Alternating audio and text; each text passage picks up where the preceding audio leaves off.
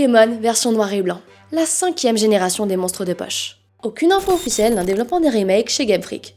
Et si on regarde du côté de la fuite de données massive qu'a subi l'entreprise, pareil, zéro info.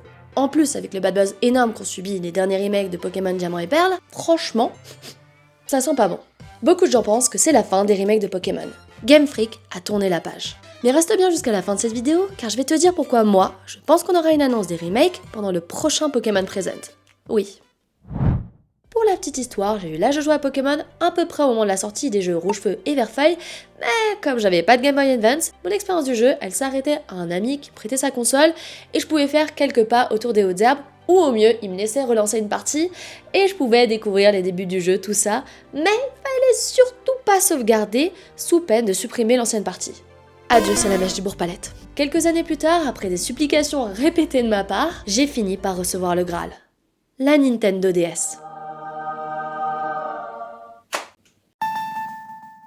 C'était finito. Des heures de jeu sur Pokémon Perle, puis sur Platine, Soul Silver, et enfin, Pokémon version blanche.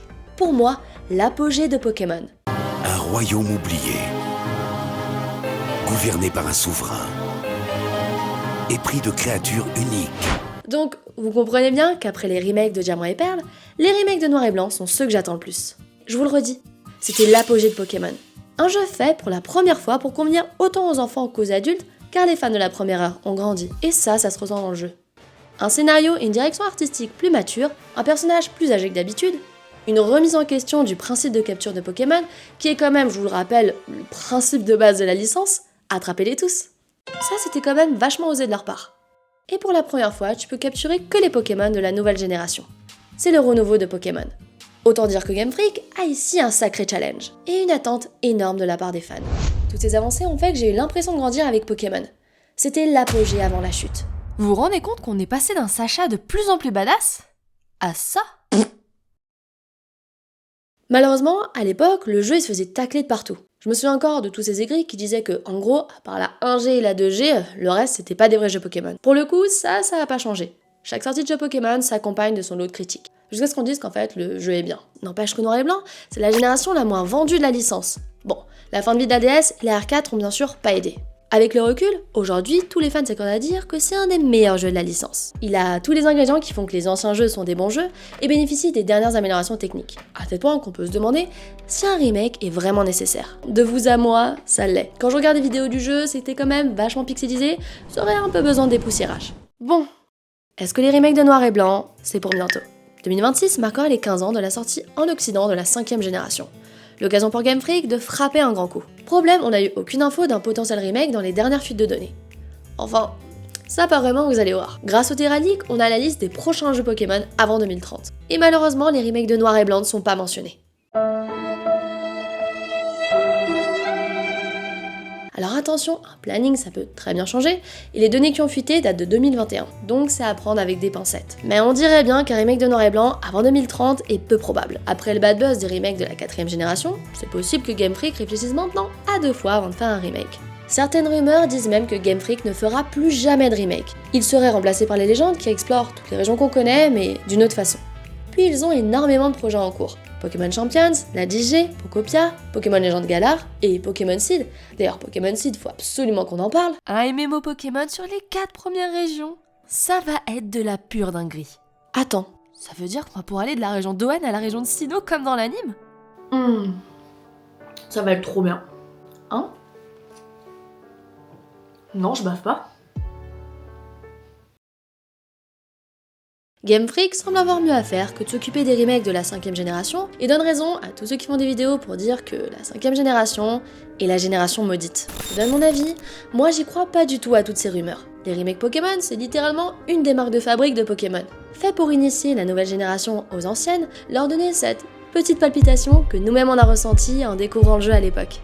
Parfois, un remake surpasse même la version originale, la modernise, ajoute des éléments au scénario. Bon, parfois c'est aussi une tollée monumentale. Tôt ou tard, on aura des remakes de Noir et Blanc. Certes, on n'a pas d'infos dans le Terra Leak, mais... il y a une info que vous n'avez pas encore. Dans les données qui ont fuité, on a eu un extrait d'un échange au sein de Game Freak sur les remakes. Les remakes de Noir et Blanc devraient bénéficier d'une attention et d'un soin beaucoup plus grand. J'espère qu'ils deviendront de bons jeux qui permettront aux joueurs d'apprécier différentes époques de celles de la série Légende. J'avoue, ça me rend un peu triste parce que j'ai l'impression qu'ils valident le fait qu'ils n'ont pas donné assez d'amour au remake de la 4G. J'espère qu'ils deviendront de bons jeux. Mais je suis hypée qu'ils disent ça pour la 5G.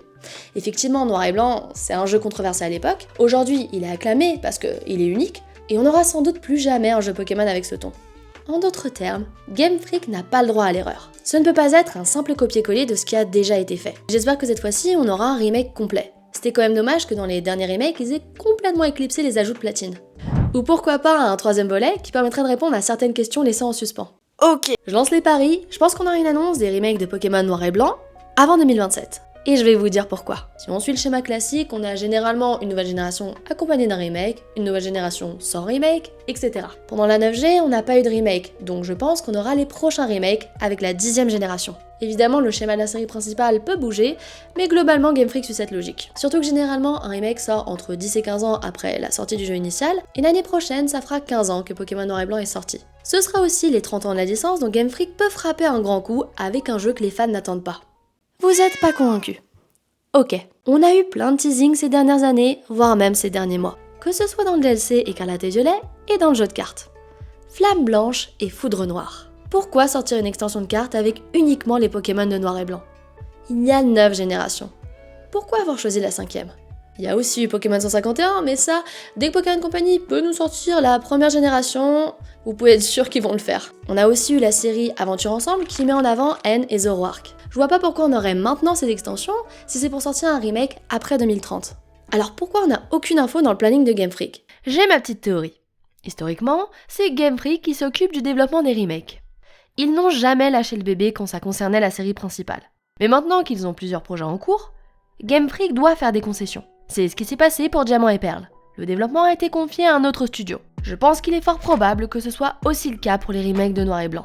Ce qui laisse à Game Freak le temps de se concentrer sur la série principale et sur les légendes. Et au moment où les données de Game Freak ont fuité, les deux entreprises ne s'étaient pas encore mises d'accord sur une année de sortie. C'est ma théorie, vous en faites ce que vous voulez. Si ça se trouve, je me trompe et on va encore devoir être patient jusqu'à 2030, mais franchement, j'ai bon espoir. Rendez-vous au prochain Pokémon Present pour en savoir plus. Ce sera en février 2026, on fêtera les 30 ans de Pokémon et on n'est pas à l'abri d'une belle surprise. D'ici là, n'hésite pas à me dire dans les commentaires ce que tu as pensé de cette vidéo et abonne-toi pour pas louper les prochaines. Tchuss!